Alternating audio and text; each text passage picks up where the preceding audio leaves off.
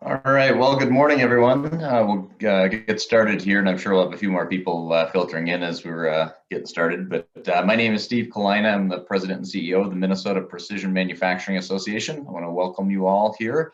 Unfortunately, this was an event that was supposed to be, I think, in June. I believe we originally had it planned for a in-person physical tour of the Hutchinson High School program, and unfortunately, obviously, for obvious reasons, we had to reschedule and go to virtual. We were holding out as long as we could to try and do something in person, but realized that probably wouldn't happen anytime soon. So appreciate you joining us for this version. I'll say I was able to visit Hutchinson High School about a year and a half ago or so, and was very impressed. And I think, you know, when you look at some of the high school programs that are out there and what they're trying to accomplish, and there's some great programs that are really starting to develop now that are similar to Hutchinson. So that's great to see, but I think it's all about that formula of really combining great instructors, a school program with support from the administration, support from the community and the industry surrounding the school, and then of course the facility and equipment and things like that. But it's really about combining all those things together, and I think you'll find it very interesting to hear what Hutchinson has been able to do with that. So just a few housekeeping items before we get started. You should all be muted when you came onto the webinar, but please keep yourself self-muted for now just to avoid any background noise. When we do get to the Q&A functions, really, I'll give you two options. One is to go into the chat box and just put in your name, and we'll call on your name so that you can actually, we'll unmute you and you can ask your question live. Otherwise, if you'd rather, you can just post a question in the chat function and we'll read out your question for you. A few items or a few activities that are coming up for MPMA in the near future. We're excited, you know, we've done some community activities in the past, but again, with face-to-face limited. What we're doing in the month of January is a coordinated food drive. So we're encouraging as all our member companies and businesses to do their own internal food drives. They can select the food shelf of their choice, how they want to organize it, but basically just trying to collaborate, having companies do it at the same time.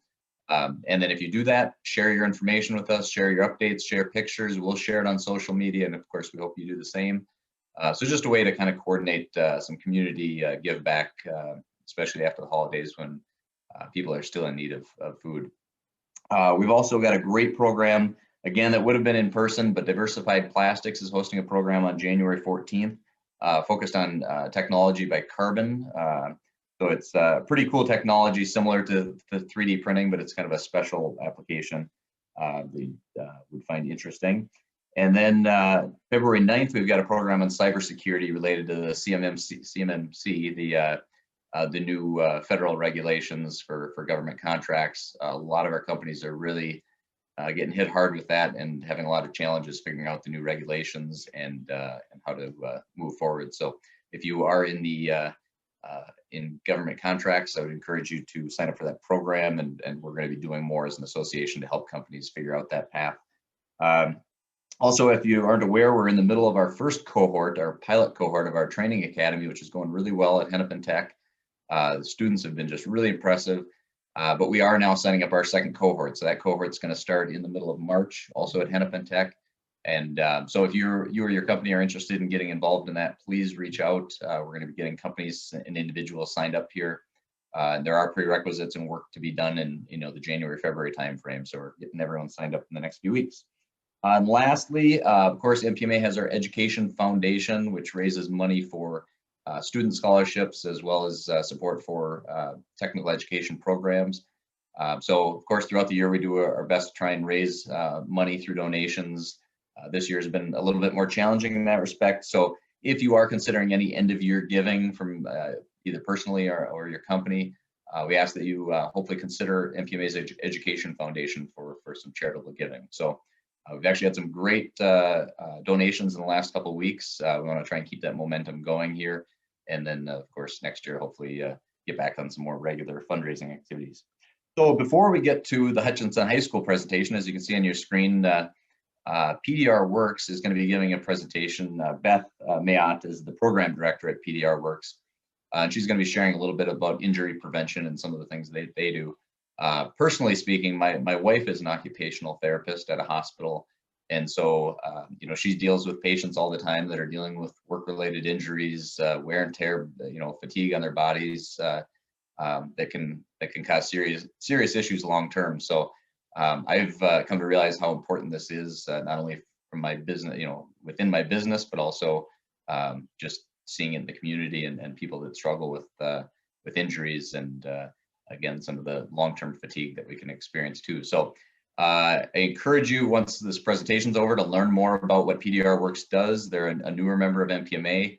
I've been to their facility as well, and they do a lot of on-site therapy and a lot of great services that just kind of a new approach to safety in our workplace. So appreciate them being here. Beth, if you want to go ahead and take over. Yep, thank you so much, Steve. Thank you everyone for joining me this morning. And as Steve said, my name is Beth Mayott, and I'm the program director for PDRWorks. So whether your company has 1,000 employees or as few as 50, if your company is over 30 or 50 years old, you've definitely seen a lot of changes in how you work through the years. So 50 years ago, who would have ever thought that technology would really revolutionize every aspect of your business? But the most valuable part of your business is really the people.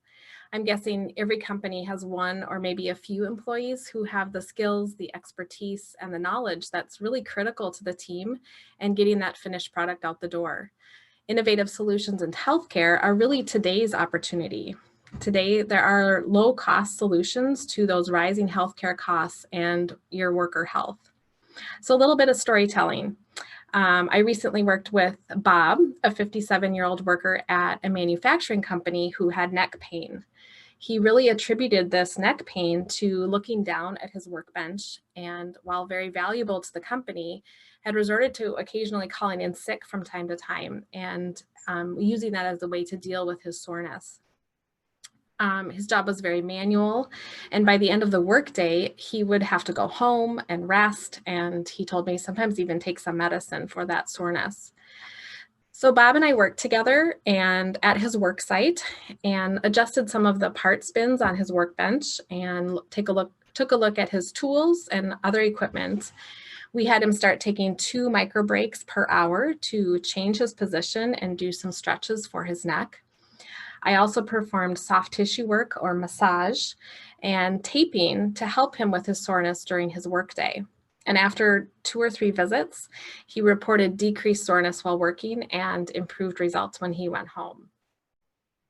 Additionally, we saw someone named Joe, who's a 45-year-old worker who slipped on the ice while at home. And he really felt that his knee was out of joint. He really wanted to go to the emergency room and request an MRI and see a specialist, but the safety director urged him to see PDRWorks therapist first. So I met with him at the job site and I worked with him for about 30 minutes.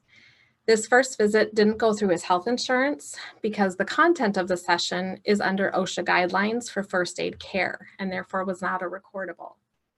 At the end of the session, he felt much better and he felt he could continue working for the rest of the day. I saw him for several visits over 2 weeks, and he was able to continue working and ended up not needing to ever see the doctor. Anything that can keep your company running smoothly is really to your advantage. And we know that that's not just a new wire, a part, or technology. It's people. Having the valuable employees working at their job, doing what they do best to get your product out the door. Other companies are raising their hands and joining in the movement away from healthcare costs that are so high and a reactive approach, and really implementing a proactive model of on-site care and containing their injury costs. Therefore, your employees, both aging workers and younger workers, will really feel the value that you've placed upon them. An injury prevention program can be developed to meet your company's size and population and specific needs. Virtual visits or telehealth is one option that provides one-on-one time with a licensed therapist to address the employee's soreness. And an on-demand model is a pay-per-visit model, and that brings a therapist to your workplace to address employee soreness. Another third model provides weekly scheduled time for a therapist to be at your workplace week to week, typically as little as 4 hours per week. Sessions are wherever your employees are.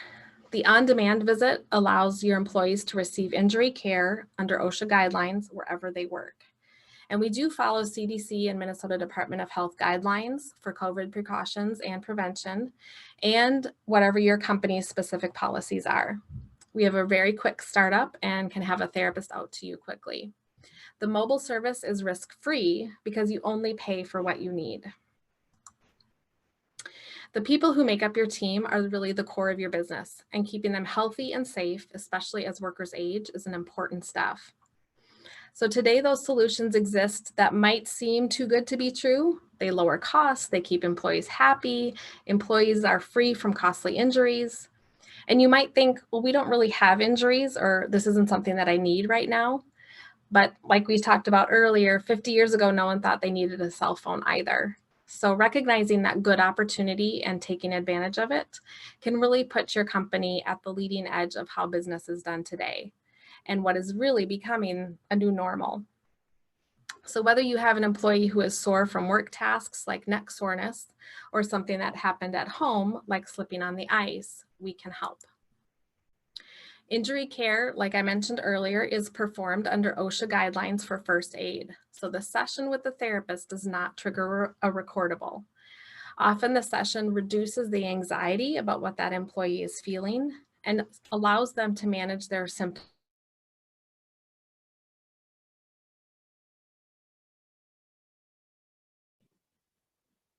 Beth, I'm not sure if you're still speaking, but I lost audio on you. Can you hear me now? Yep, perfect. Okay. I don't know what happened there. The benefits to your company financially and as a work culture, and for employee job satisfaction. A basic cost analysis for a back injury, going the traditional route through the medical system versus injury prevention visits, is really significant. A PDRWorks visit, typically we take about 2 to 5 visits on average, which is less than 5% of the work comp back injury cost. But really where your company is going to see it is those indirect costs. Without lost time, productivity continues, and the employer is aware of and involved in the care and progress of that employee. So I know how much the MPMA values all those Bobs and Joes and Cindy's and Kathy's and all of your employees, and we can really help you keep them at work and injury-free. For MPMA members, we are offering a free on-demand visit. It's a $300 value. It's an opportunity to try the service with no risk, and it's no cost to you. So we would just ask that you give us a call, and we basically come to you. We come to your workplace and see that sore employee right at your location. We've also waived that mileage fee. If you're not sure if an employee or perhaps yourself would be a good fit for this visit, just give us a call and we can talk it over. We're more than happy to do that. Our contact information is here and on the MPMA members directory, and you can also check us out at PDRWorks.com. So just give us a call and we'd love to talk it over with you. So thank you for your time. If anyone has any questions. Yeah, you guys can go ahead and submit any questions on the chat log if you'd like. One question while anyone adds any questions in here, one question I've got, Beth. So like a lot of our members, I come from a small family-owned business. These programs all sound great, and I hear about, you know, companies like 3M or Graco or other, you know, big players that do in-house healthcare and things like that.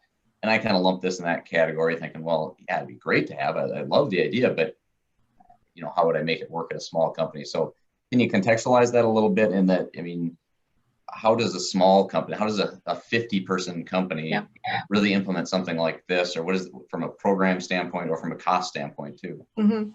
Right. So the telehealth and the mobile works option is really ideal for any company, especially those companies under 100. Some of our companies right now, they are in that 50 or under category. And the process is very simple. They literally just give us a call. They call me directly or my counterpart, Tyler, and say, hey, I've got an employee who's sore. You know, this is what happened yesterday. This is the deal. And we come out and treat them. So that MobileWorks option is a perfect fit for smaller companies. And that's why we're offering that free first visit to MPMA members.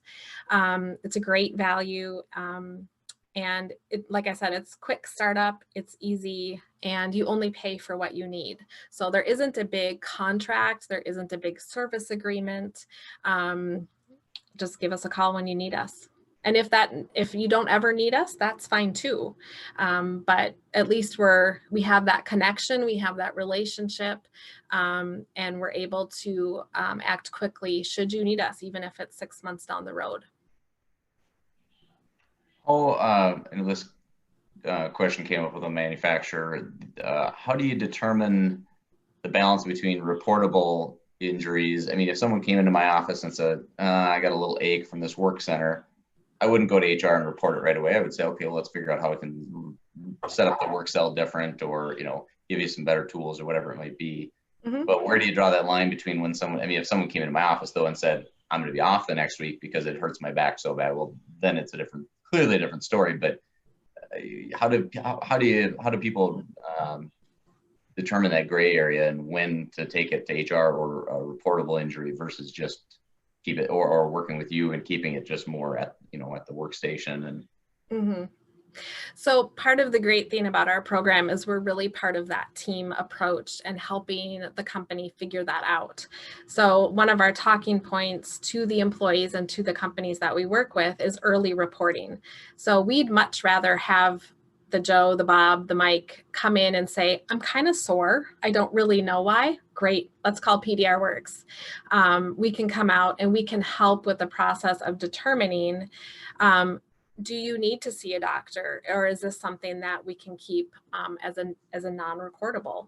The closer things are to, I hurt my shoulder today and it's bugging me, the closer we are to that timeline versus, hey, 6 months ago, something happened and I've just been dealing with it for a long time.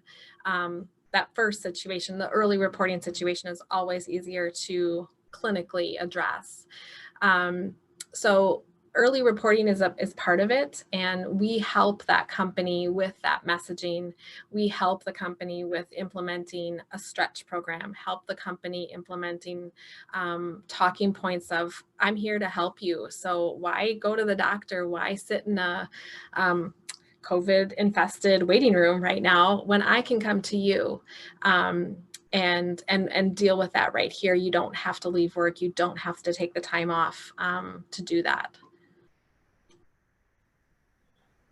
Awesome. Well, thank you, Beth. We appreciate that. And again, if anyone has any questions, you can feel free to reach out to Beth. The contact information is on the screen. Or of course, again, PDR is a member of MPMA, so you can go to mpma.com and find their contact information.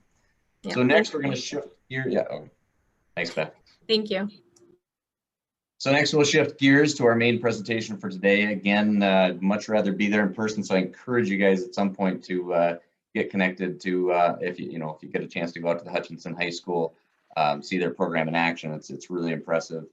So Miles Seppold is the Economic Development Director for the city of Hutchinson, and I've gotten to see Miles' presentation once before, and he's very passionate about this program, and it's a really impressive program. And it's great to just kind of understand what made it successful. And again, some of these elements are things that other schools are adopting now. So it's exciting to see, and it's just fantastic to meet. I was able to meet some of the students, and it just has a different feel, a different vibe than many of the other schools that you go into. And so again, they've been very successful and very well known now for what they've accomplished. So excited to hear a little bit more and at least see some pictures today. And again, hopefully get in there for a physical tour at some point soon. So Miles, you can go ahead and take over. Okay, thank you, Steve. And I'll start just by saying thank you for the opportunity to share with you and the MPMA. We're very excited to share about what we're doing in Hutchinson. All right, let's just see if this will work. There we go. Okay, so we'll start off with just a quick little virtual tour of what we call the Center for Technical Excellence. And then I'm going to talk a little bit about, what we're actually doing to build skilled workforce for our companies in Hutchinson. And then at the end, I'll be happy to answer any questions. So just a couple notes, like as Steve said earlier, you guys are invited, and when the world gets back to some semblance of normal, we certainly want to invite you to come see it in person. You can contact me and I'll be happy to set up a tour for you or a group, either individually or whatever. And then also, I've been out sharing what we're doing. I go out and visit other communities too. So if this is something that you guys want to gather a bunch of people together in your community and have me come over and talk about this, I would be thrilled to do it, because we're trying to start a revolution. We want to change the way that education is delivered, and we want to solve our skilled workforce shortage. And Hutchinson, we're not going to do it ourselves. It's got to be all hands on deck if we're going to do this thing. And then lastly, I'm pretty confident that we're going to have a skilled workforce conference in Hutchinson in the fall of 2021, again, conditions permitting. I think Steve came to one of those a year or two ago, so I'm pretty confident we'll be doing that again. Okay, quick tour to start things off. In Hutchinson, we called it the Center for Technical Excellence. The buzzword is career and technical education. We said, well, let's play on that a little bit and see what we can do, because we want to change the stereotype. We want to give people a different and a more accurate idea of what it is we're doing. People have this notion that manufacturing is dirty and grungy and low tech and no fun, and that's just not the reality of what manufacturing is in the 21st century. So we wanted to show them, what does it really look like. So one of our local companies actually donated this sign for us. They fabricated it and made it, and this is right at the entrance as we walk into what's called the Center for Technical Excellence. When I was in high school, it was just the shop, and this is what we had years ago. This was probably 4 or 5 years ago, I would say. Our high school superintendent, he brought me over and he showed me this. And he says, Miles, this doesn't change the stereotype of manufacturing. This reinforces the outdated stereotype. It looks like a dungeon. And this is the type of thing that gets moms and dads saying to their kids, go to college, because I don't want you to end up in a place that looks like this. And it was just filled with antiquated equipment. They had these old milling machines that you couldn't even calibrate anymore. You couldn't teach students about how to do fine calibration because it wouldn't hold tolerance anymore. You'd try to adjust it, it was so rattled out, it was horrible. So this is what we started with way back when. And as you know, a lot of schools, they're kind of up against it budget wise, and it just seems to work out that it's the shop area that gets the last. If there's 10 cents left in the school budget, let's just send it down to the school shop or whatever, and they can do something with it. So it's really on the back end of the budget so often, and that's obviously not right. So today, in Hutchinson, it's been totally revamped. We did a remodel of the school, and that included a remodel and expansion of our shop areas, now the Center for Technical Excellence. And we brought in all new equipment. And it's not the little tabletop toy equipment. We said, no, let's get real equipment that you're going to find in real manufacturers. We want students to be working on the real stuff. So here on the left, we got a couple of these Haas CNC vertical machining centers. We got a CNC 2-room lathe, and then we got a whole bunch of other equipment, lathes and so forth, so students can start out on the manual side of it. And I've been to a bunch of high schools. I think ours stacks up pretty well. I haven't seen anybody that's really gone beyond what we have in Hutchinson. So I like that. This is part of our machine tool area, and this is where the students start on a lot of the machine tool stuff. And they start manual, like you would expect, and then there's a CNC component, and then they graduate up to the higher level stuff. And the great thing about it is that this is the exact same equipment that you're going to find if you go to a Ridgewater College or Alex Tech, and it's a lot of the same stuff that you'll find in manufacturers today. This is our computer-aided drafting and design lab that we did. The floor was donated by a local company, so we epoxied all our floors. This is our welding and metal working lab. So I think there's, I'm gonna say 20 or 24 welding stations, and they're all equipped with brand new MIG and TIG welders in there. And then in the front, you can see we have these jig tables and all that stuff, so students can learn how to do all that. One of our newer items is a new plasma cutting table that we just brought in. And there's a whole bunch of other goodies in there. I could just go on and on. This is our woodworking and building trades lab. And in the back, you can see they're building a tiny house. I think we've built and sold, I think, 4 of these tiny houses so far. And, you know, it's got all the features of a real house. It's got plumbing, it's got electricity, it's the whole bit. So students learn every aspect of carpentry and building and so forth. It's really, really cool. This is our engines and automotive lab. And then one of our more recent additions, 3M was very generous, and they gave us a grant that allowed us to put in an applied engineering and physics lab. And so now we have a new class, it's physical science engineering, and we had 120 students sign up for it. And, you know, super exciting for me is we had 40 females sign up to do this. This is where they get some hands-on. What is engineering? Do I like this? Is this something that I want to think about? So it's really engineering, but then that's a lot of industry 4.0 or manufacturing 4.0 stuff too. So, I mean, it's just got a whole bunch of just high-tech equipment in there. So, and then here, this is just kind of a floor plan that just shows the high school. When we did the remodel, it was a very extensive remodel, to be honest. And all that blue stuff there, that's new.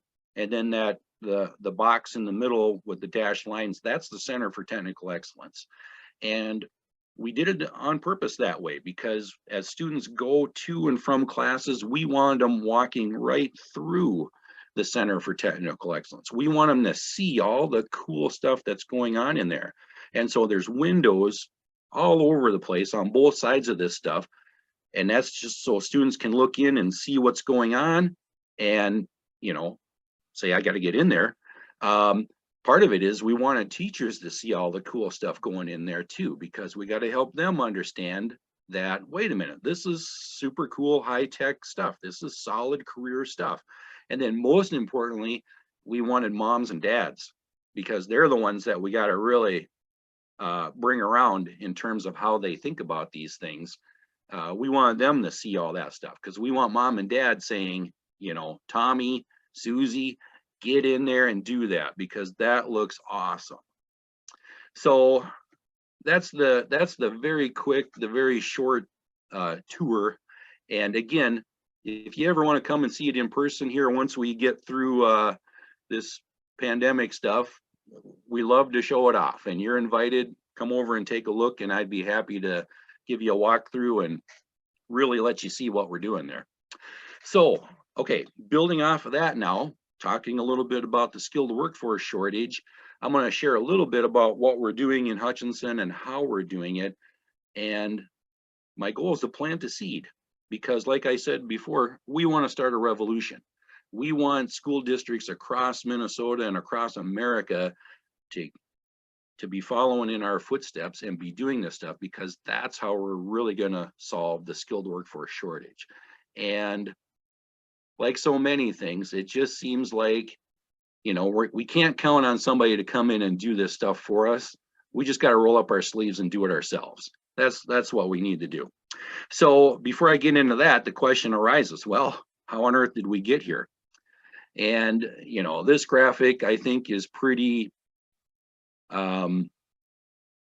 I guess, pretty remarkable. The reality is that we got about 44% of high school graduates in Minnesota chasing off to go get a bachelor's degree in something. And that's fine. I got no problem with bachelor's degrees if it's a good fit. But the reality is that only 17% of jobs in the state of Minnesota require that level of education. So, I mean, obviously, we've got an oversupply of bachelor's prepared people and an undersupply of people with the technical skills that our companies need to have to succeed and thrive. And then nationwide, it's more or less the same story, but more jobs require a bachelor's degree. Nationwide is 33%, and there's a pretty significant concentration on the West Coast and the East Coast compared to, you know, the central areas of the nation. So that's why there's that difference there.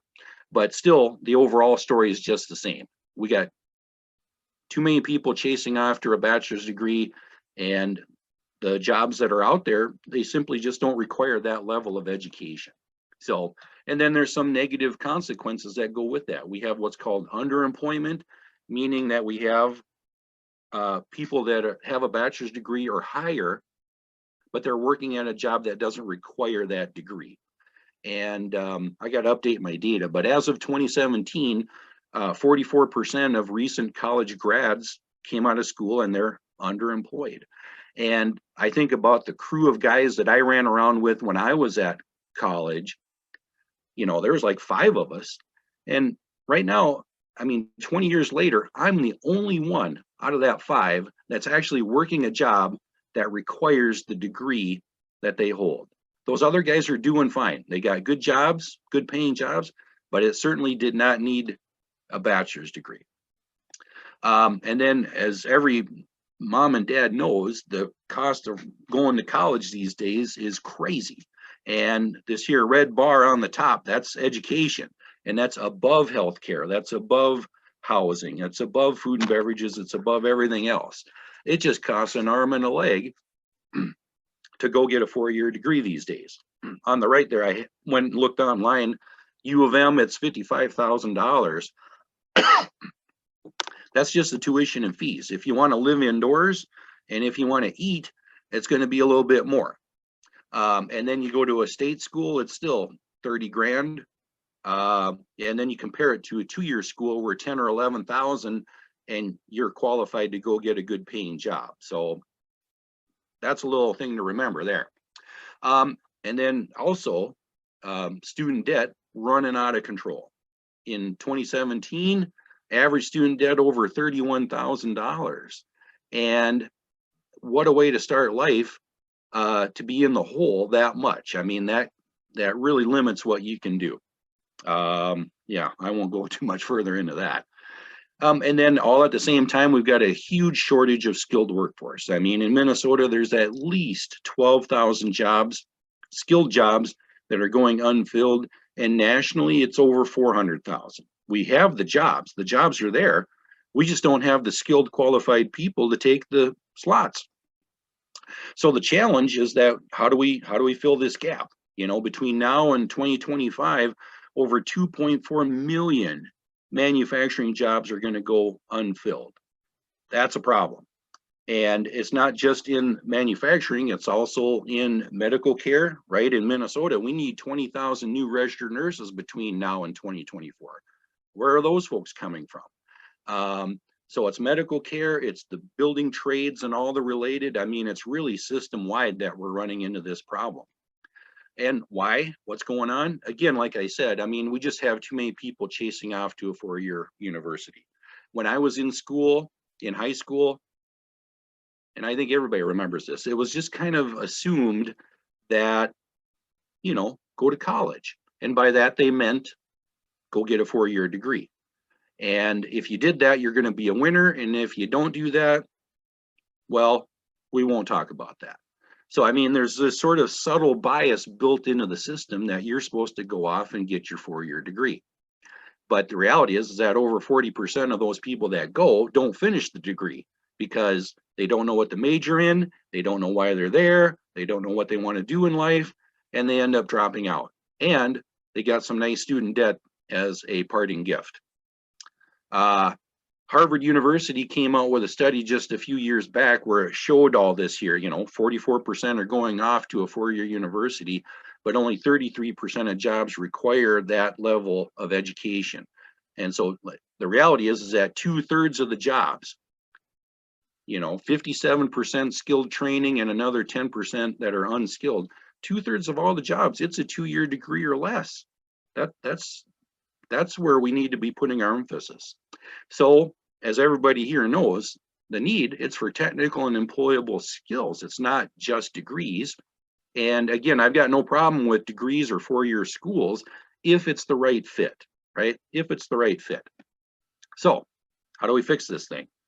And this is where Tiger Path came in, because we were really running into this in Hutchinson, and I would be going out visiting our local companies to check in and say, how you guys doing? What are the issues that you're struggling with, and so forth. And as I did that, right down the line, everyone, Miles, we need skilled workforce. We can't find the people we need to run this operation. It just went right on, literally right one down the line. And so that's what got me thinking about, okay, what do we do? And happily at the high school, they were thinking the same things, because they're looking at outcomes for their high school graduates, and they're seeing all this stuff too. And so really it kind of came together very nice that we were thinking the same thing at the same time. And so between all of us and doing a lot of research, that's where we conjured up the idea of Tiger Path. The tiger, that's our high school mascot, is Hutchinson Tigers. So that's where that came from. And what Tiger Path is, it's really those 6 words.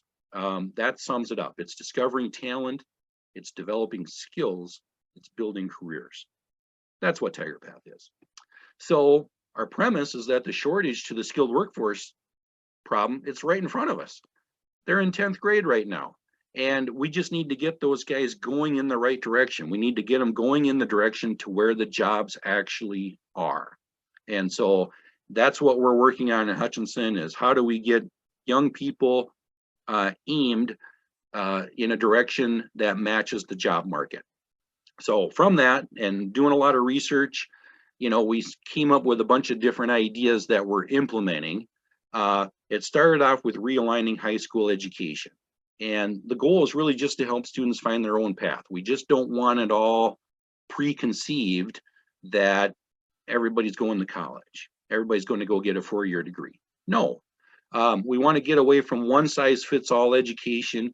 And instead, we want to help students find the best fit in terms of education, in terms of their career path, based on their own interests and their own aptitudes. What are they good at? Everybody's good at something. And some people are good with hands, some people are good more with books, and the world needs both. But we want to recognize that different people have different giftings. Our goal is to make learning much more real world. So we want it much more integrated, much more hands-on, much more experiential. When I was in high school, you spent the first 10 or 12 weeks of the class reading the book, taking the quiz at the back of the chapter, doing the test, all that stuff. And then the last week or two, if there was time, that's when you actually got to do the experiment and do the fun stuff, whatever. And so one of the things that we're doing in Hutchinson is we're just flipping that right around. We start the class by doing the hands-on stuff, by doing the experiments and getting kids hooked on what we're doing. Then all of a sudden they get excited, because we're not asking the question, students, they always like, why do I need to learn this? Well, let's answer that on the first week. And then guess what? They're the ones that are pounding the table saying, hey, teacher, I need some more theory so I can go back and do more of these fun experiments, right? They just get into it. Another goal is just to find the gifts.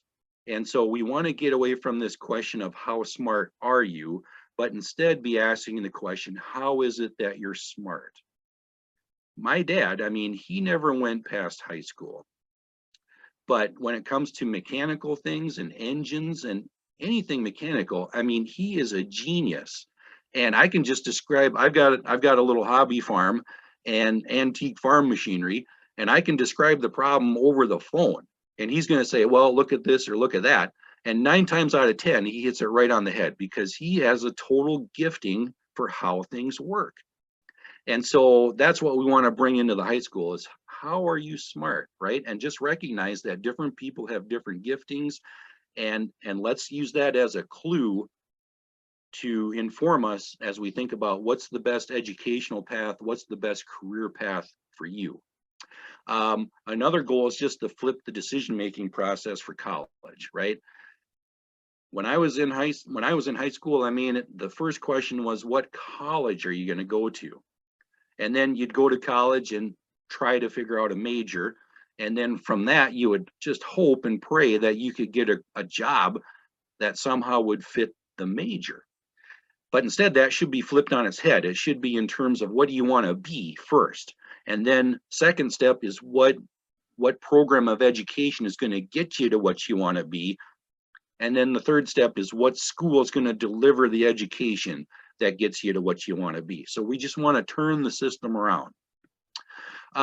So the outcomes from that, I mean, we've established the Tiger Path Academies. It's career academies, and there's 4 main academies. It's Sci-High, which is medical and other sciences. It's STREAM, which is STEM, you know, science, technology, engineering, mathematics, but then also manufacturing, and then also agriculture, art, design. We have a business academy, and then we have a human services academy. Each one of those 4 corresponds to approximately 25% of the job market. So we've implemented this career path model in the high school. And this starts in 8th grade when we're doing all these aptitude assessments with kids, interest surveys, a lot of counseling and a lot of discussions. And then from that, they'll choose a Tiger Path Academy, one of those 4 that they launch into as of 9th grade. The question comes up, you know, can they switch? And we say, yes, absolutely. We would much rather have you switch academies in high school than have to switch majors after 2 years of expensive college, right? The whole idea is just to try something. And if you don't like it, then you try something else. And sometimes it's just a process of elimination. But let's just do something and just see how it goes. And then here now, one of the things that we did is we just let students take electives right away in 9th grade. So if Tommy or Susie wants to take welding 1, you don't have to wait until you're a junior or senior. You can do that as a freshman. And if you like it, you can do 4 years of welding right in high school. And so ever since we did this, we've seen enrollment in first-year pathway classes just skyrocket. Kids taking introduction to welding. Let's see if this is going to work. You can see 2014, 2015, that's when we implemented the academies. And these are just 3 of our introduction classes. It's drafting, it's introduction to welding, it's woods. And once we just opened the gates and let them do it, they just flocked into there. And now we have huge enrollment gains in all these areas. And our overall enrollment in career and technical education classes is just way up. In 2015 school year, it was 377. Then we went to 503, 569, 614, 760. The place is packed.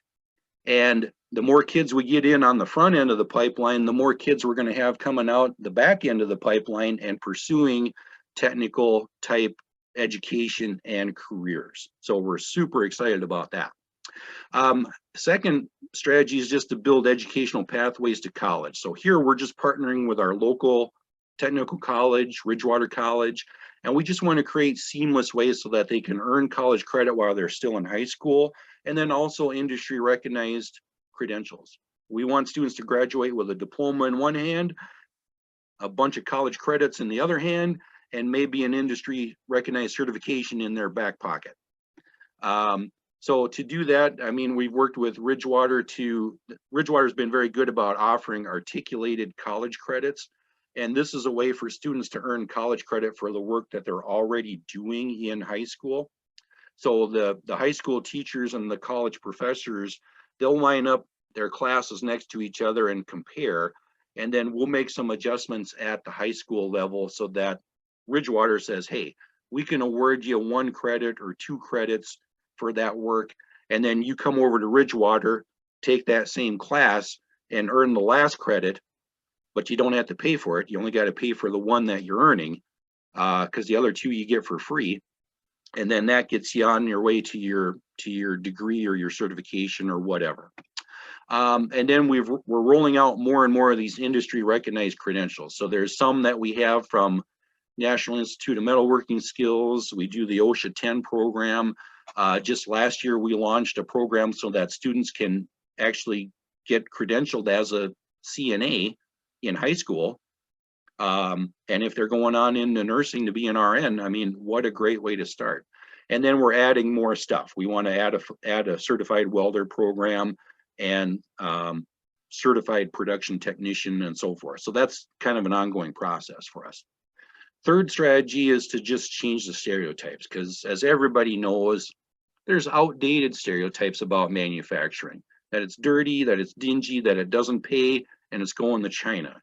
And the reality is none of those things are true.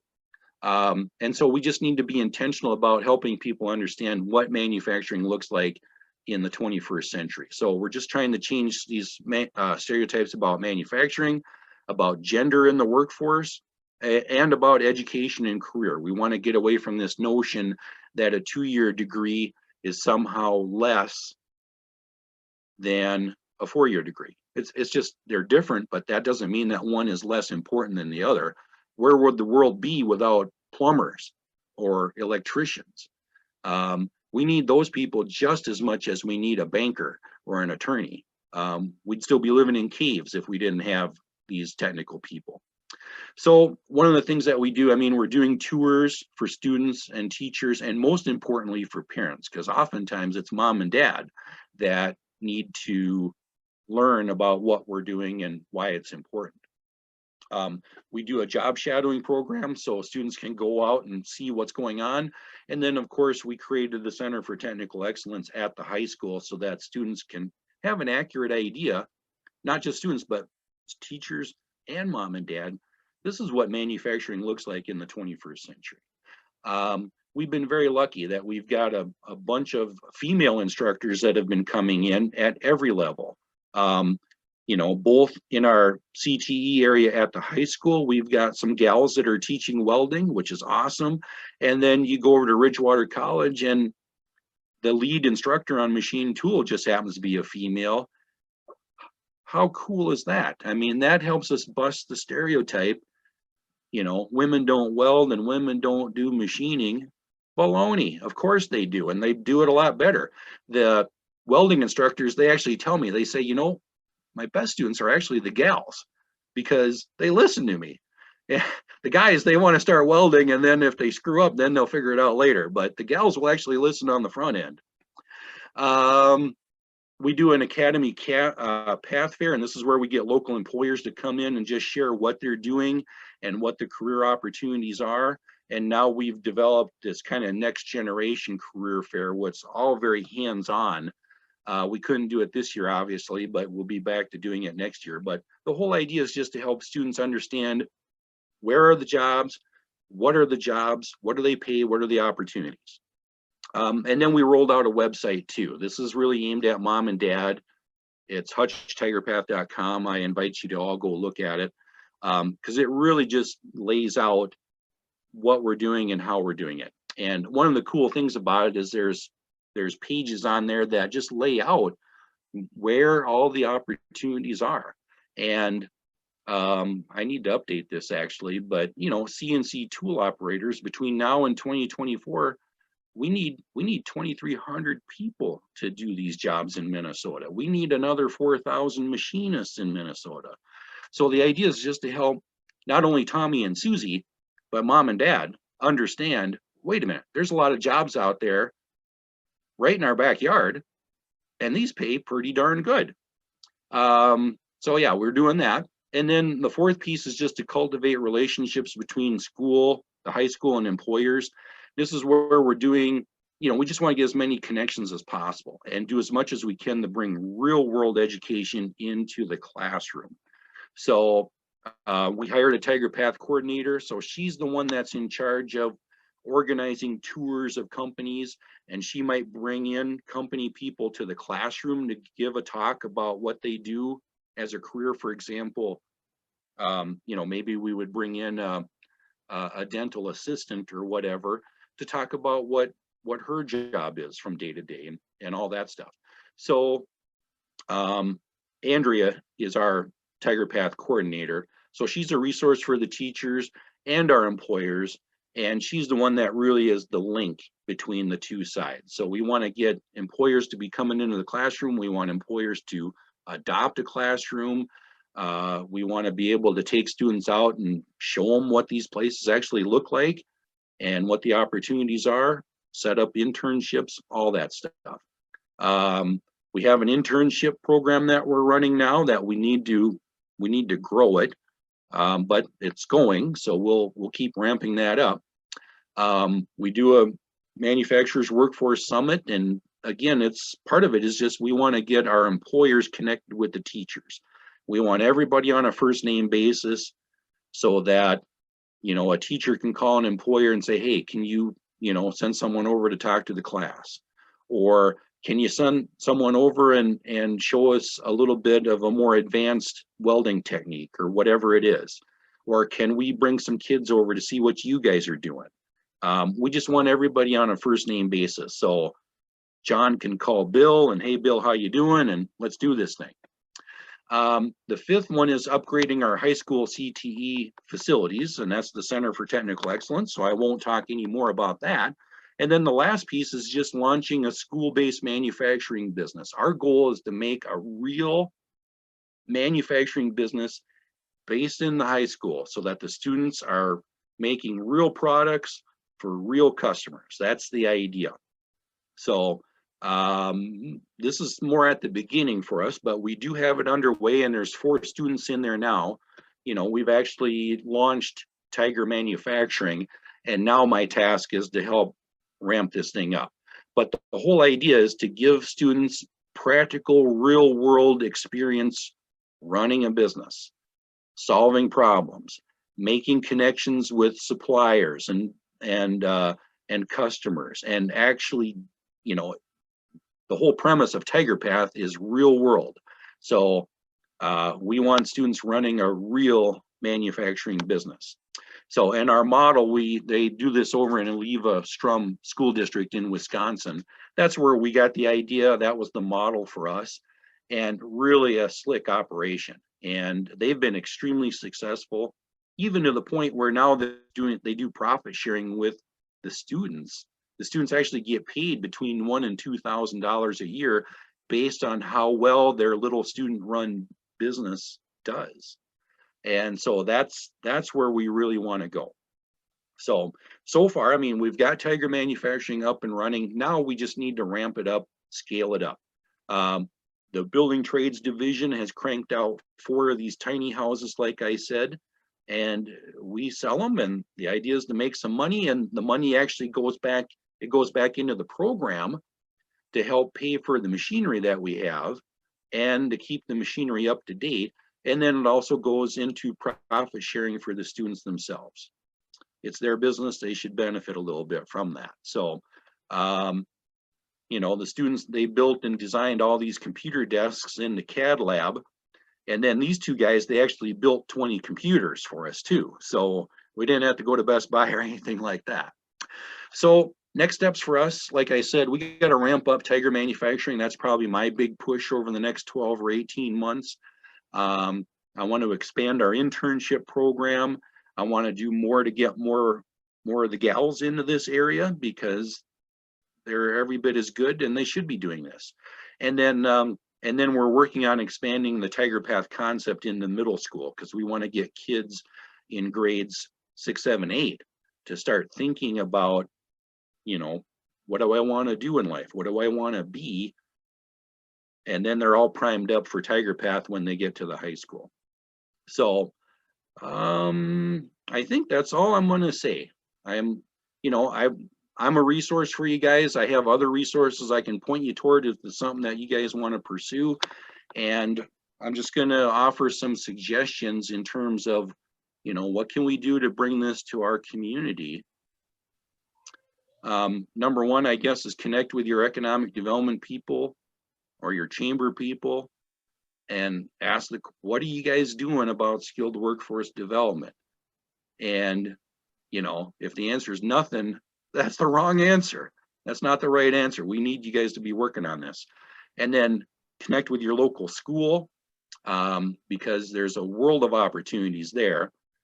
And then finally, this is what we did. We just went out to find out what other communities are doing and what works, and then do it. Because together we can solve the skilled workforce shortage. We can address all these problems. This can get fixed. We just got to roll up our sleeves and get after it. So that's it. I'll be happy to answer any questions. All right, awesome. Thanks, Miles. You can tell you've given this presentation a few times. You were, I think, once or twice. Once or twice. Well, and I knew this was going to be a challenge, so I asked Miles ahead of time if he was willing to stick around a little late, because I figured we'd have a lot of questions, which we do have quite a few. So we'll get to as many as we can, and if you have to drop off at some point, go ahead. But otherwise, we'll probably keep going past noon here, just doing some Q&A.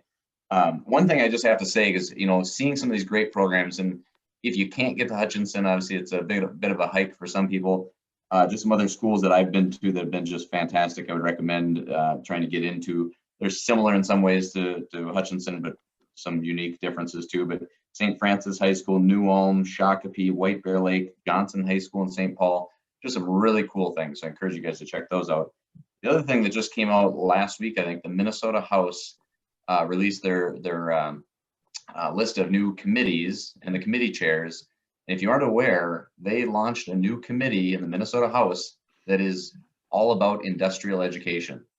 So, when we share these kind of programs like Hutchinson with legislators and with our state leaders, and we talk to them about that. I mean, like Miles was just saying, get involved, get involved in the community. The more we keep sharing, the more they hear about this stuff, and the more they see these impressive programs, it's having an impact. And to have a committee dedicated to it, that just speaks worlds to the fact that, yeah, our legislators are saying they support manufacturing and skilled trades, but okay, maybe it's rhetoric. You wouldn't create a committee for that unless it was true. So that's just, I think, an awesome, huge leap forward for our state. So excited to see what we can do with that. So I'll stop talking now and get to some questions here. So I'll try and get to all of them here. But one question, Miles, was I know you hit on some of the girls in the engineering program. Do you have numbers for kind of the average, the percent of girls, females in any of these skilled programs, trade programs, CTE? I don't actually right now. I don't. I do know that we're seeing more and more gals, but especially this year's everything's all goofed up this year because we're in school and then all of a sudden we're doing it from home, and so everything's kind of all askew. So I honestly don't have an answer for that. I do know that we had a whole bunch of gals sign up for our applied engineering class, so I'm pumped up for that. And then we are in discussions with our high school principal about the idea of doing some female only sections of these classes, because it just works better. So yeah, I don't have numbers at the moment, no. Okay. Sure. How about prior to prior to sophomore year and prior to even starting high school, do you guys engage with students at maybe the elementary or middle school to try and get them more of an understanding of these pathways? Yes. Yep. I mean, we've developed a Tiger Path Parents Guide that goes out to every mom and dad for students in 8th grade, I believe it is. And then also our high school counselors, they go over to the middle school and they spend a pretty good chunk of time over there actually talking one-on-one with students to kind of bring them up the curve, if you will, on what Tiger Path is and what the academies are.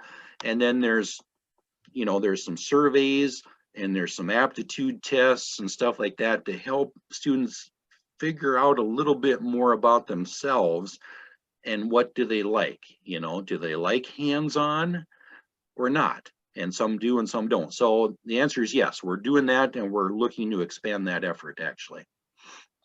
All right. You mentioned the extreme growth in the CTE involvement of students. Have you guys had to change some of the graduation requirements to accommodate that? No, you know, that always kind of comes up. It's like, you know, how do you make sure you meet all your state mandated requirements? We get everything in, but I mean, we did, you know, I'll say that we've been creative in how we're meeting the requirements. And, you know, there has been some discussions, I think, that our people have had with state people to say, no, this is what you're, you know, the applied engineering class, that's the same thing as the 9th grade physics class. So we're kind of getting two birds with one stone. We're just kind of adjusting it a little bit to better meet the real world needs and to serve more what we're trying to do in Tiger Path. All right. How about internships, work studies program, ways that students can take this and apply it out in the industry? Do you guys have partnerships and programs for that? Yes, yep, we do tours, we do job shadows, we do internships, both paid and unpaid. And more Hutchinson companies now are kind of signing on to this. And there's at least one company I can think of off the top of my head that said, you know what, we don't place want ads anymore. We don't go anywhere else but Tiger Path. That's where we get our people. We bring the talent, you know, we interview them. And that's part of the process, is we want to make this whole thing like as real world as possible. So the student needs to put together some sort of a resume or related thing that talks about their skills. They get interviewed. They may or may not get picked for an internship, but I have at least one company that will bring in a crop of interns every year, and then they hire off of that list because it gives the company an opportunity to kind of preview employees. It's a risk-free way to do it. And if the intern is good, they say, Tommy, why don't you come back on Monday and we're going to pay you X per hour, and then we'll help you go to school besides. And if Tommy's not so good, it's nice knowing you. Easy. And it works great for the students and it works great for the company. So I'll say yes, and that's an area that we're trying to expand. How about any partnerships with other schools? I know you mentioned, you know, the Cardinal manufacturing, but otherwise, do you have any official partnerships or you know, work between schools? Not really so much. I mean, you know, I think we have a lot of schools that come over and see what we're doing because they're super interested, and I think that's great. And we do partner, I think, a little bit with our local, what's the right word? I can't think of the word. Charter schools, the charter schools. We got a couple charter schools. So, I mean, there is some partnerships there, but in terms of working with other school districts, not so much. And partly that's because, you know, I'll be honest, I've been told straight to my face, they said, I talked with people in another school district and they said, our kids will never see the inside of Hutchinson High School, because if they do, they're going to go to Hutchinson High School. We're going to be out. So, I mean, I think that's not cool, but that's the reality. All right. How about, you know, God bless tech ed instructors, especially those who come from industry, giving up hopefully a lucrative career to come and be a teacher. Do you guys have that challenge finding those instructors like a lot of the other schools do? Well, in that way, we've been super, super blessed. I mean, we've got, gosh, is it 4, 5, 6 of them now? I mean, most schools have trouble hanging on the one, and we've got a whole bunch actually. And to be honest, no, because we bring in the candidate, we show them the Center for Technical Excellence, and we say, this is your playground, and they go, where do I sign?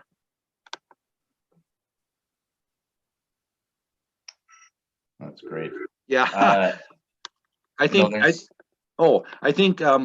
going beyond that, I mean, other schools, most definitely, it's a major challenge. And I think this is an area that the legislature needs to get in and do something. And we're actually proposing some legislation where it would be like a student loan forgiveness program. If you go into CETE instruction and then you do it for 5 years, maybe you get your student loan forgiven, because I mean, the reality is that many times you can get paid more in the private sector doing the thing rather than, you know, being in the classroom. So, I mean, that's an area that needs to get fixed because there's not enough of these instructors. And to the best of my knowledge, I think St. Cloud State University, I think that's just about the only program in the state of Minnesota that prepares these instructors. Yeah, I think Minnesota State Southeast, I know they met with the legislative committee last year. Can't remember. They were trying to kick off a program, so I know they're trying to develop some more resources for it. But yeah, it's and I think otherwise like Stout or something. But there's not a whole lot out there. No. One question I had too. I know you mentioned you know, even putting the windows in, different things. You're trying to change some of the views of parents and things. Have you been able to either quantify that or been able to see a trend change in parental support, community support? I mean, people that are actually now parents that are encouraging their kids into it versus encouraging the other direction? Yes, I would say yes. I mean, you know, people ask me, well, gee, I mean, are you getting pushback? Because, you know, every mom and dad wants to see their little one go off to the four-year university. But actually, that's not really true. I mean, I actually had, there was one parent in particular that said, they said, finally, now there's something for my kid, right? Because everything was so baked into the cake that you better sharpen your pencils and go off to the university of wherever. Well, no, that's just not a fit for every young person. And that's okay. That's an allowed thing. So actually the parents have been very supportive. We've gotten very little pushback. I did have one mom say to me, you know, Miles, this is all great, but my little Johnny's going to college. And all I can say is, sure, great. You know, I mean, the whole point of Tiger Path is for everybody to find their own path. And for some, that is the four-year university. You should do it. But for a whole bunch of people, there's terrific opportunities in the skilled workforce areas. I mean, and oftentimes a much better fit for the young person.